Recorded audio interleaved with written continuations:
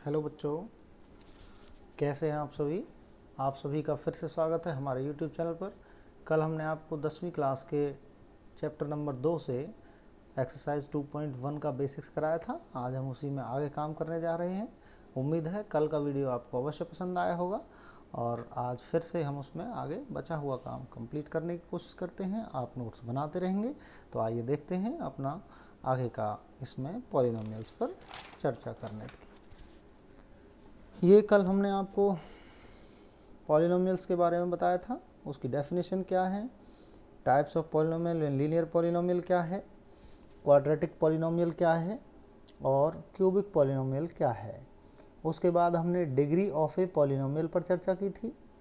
फिर हमने ये बताया था कि ज़ीरोज़ ऑफ द पॉलिनोमियल्स हम आपको कल बताएंगे। तो आइए हम आपको ज़ीरोज़ ऑफ द पॉलिनोमियल से फिर से शुरू करते हैं इसी कक्षा में।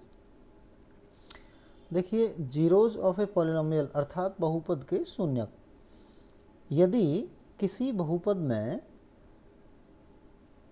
x की जगह या वेरिएबल की जगह हम कोई कांस्टेंट रख कर देखते हैं और उसकी वैल्यू अगर हमें ज़ीरो मिल जाती है, तो वो जो कांस्टेंट हमने वेरिएबल की जगह रखा था वो कांस्टेंट उस पॉलिनोमियल का ज़ीरो कहलाता है। If px is a polynomial in x and pa, here a is the value of x, is equal to 0, pa is equal to 0, it means px is equal to 0 at x equal to a, then x equal to a is called 0 of the polynomial px. Example लेते हैं। पहला example है px is equal to 4x minus 8. Let us put different values for x. हमने x की जगह 1, 2 and so on कुछ values रख कर देखनी चाहिए। हमने x की जगह 1 रख लिया, तो यहाँ पे जब 1 रखेंगे आप x की जगह तो p ऑफ 1 आएगा। सॉल्व करने के बाद नॉन जीरो -4 आएगा। p ऑफ 2 हमने देखा वो फिर से 0 आ गया है। इसका मतलब x की जो वैल्यू है 2, ये हमारे पॉलिनोमियल का 0 है। सिमिलरली हम एक और एग्जांपल लेकर देखते हैं। ये मैंने पहले लिख लिया है आपके लिए ताकि आपको ज़्यादा समय ना लगे, क्योंकि फिर वीडियो बहुत लंबा हो जाता है और आपको टाइम ज़्यादा लगता है और अपलोड होने में भी बहुत टाइम लग जाता है। हमने x² - 6x + 9 is a quadratic polynomial, ये क्वाड्रेटिक पॉलिनोमियल ली है। p of 1 is equal to 1² - 6 × 1 + 9। आप जानते हैं कैसे सॉल्व करना है, उसकी वैल्यू निकाल लेनी है हमें। यहाँ पे हमें 4 मिलती है जो कि नॉन जीरो है। जब हम px में x की जगह 2 रखते हैं तो सॉल्व करने पर हमें 1 मिलती है जो कि ज़ीरो नहीं है। जब तक हम ज़ीरो नहीं मिल जाती, ज़रूरी नहीं कि हम पॉजिटिव वैल्यूज़ ही रखें, हम नेगेटिव वैल्यूज़ भी रख सकते हैं। ये महज एक हिट एंड ट्रायल मेथड है।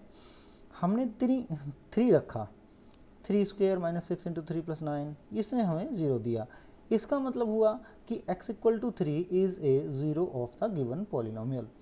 सिमिलरली x = 2, उसमें पहली जो हमारी एग्जांपल पहला था 4x - 8 वाला, उसमें x = 2 उसका 0 था। यहाँ पर जो इसकी 0 हो जाएंगी दोनों ही 3 आएंगे।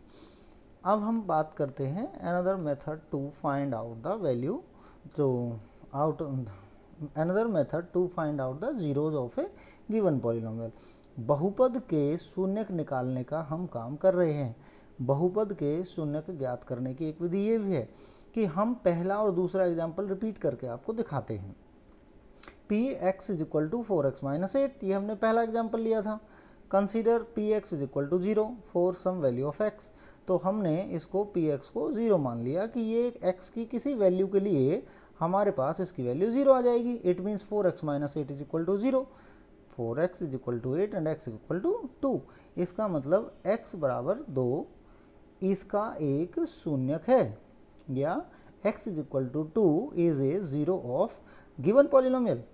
सिमिलरली हम दूसरे एग्जाम्पल को रिपीट करके देखते हैं। px = x² - 6x + 9, px = x - 3 का होल स्क्वायर। ये मैंने इसको फैक्टराइज कर लिया है। तो जब मैं px को 0 कंसिडर करूँगा तो ये अर्थात x minus 3 into x minus 3 zero होगा। इसका मतलब वहाँ से x की दोनों वैल्यूज़ 3 आ जाएंगी। 2 zeros of quadratic polynomial px is equal to x square minus 6x plus 9 are 3 and 3. Hence we can conclude कि हमें ये पता चलता है कि अगर हमारे पास लीनियर पॉलिनोमियल था तो उसका नंबर ऑफ ज़ीरोज़ 1 है।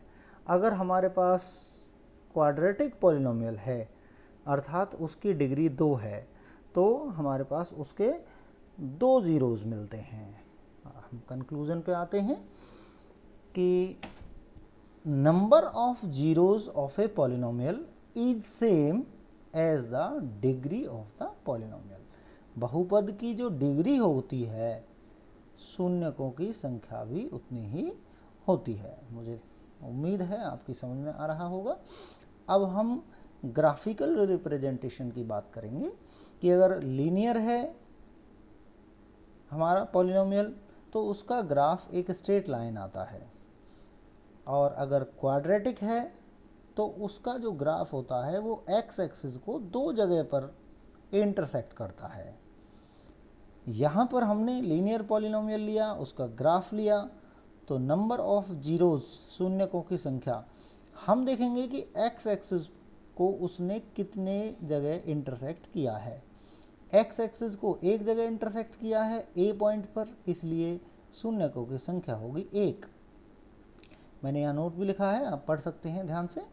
और अगर क्वाड्रेटिक है तो A and A dash 2 points पर एक्स एक्सिस को इंटरसेक्ट किया है, तो number of intersection points of x axis at x axis.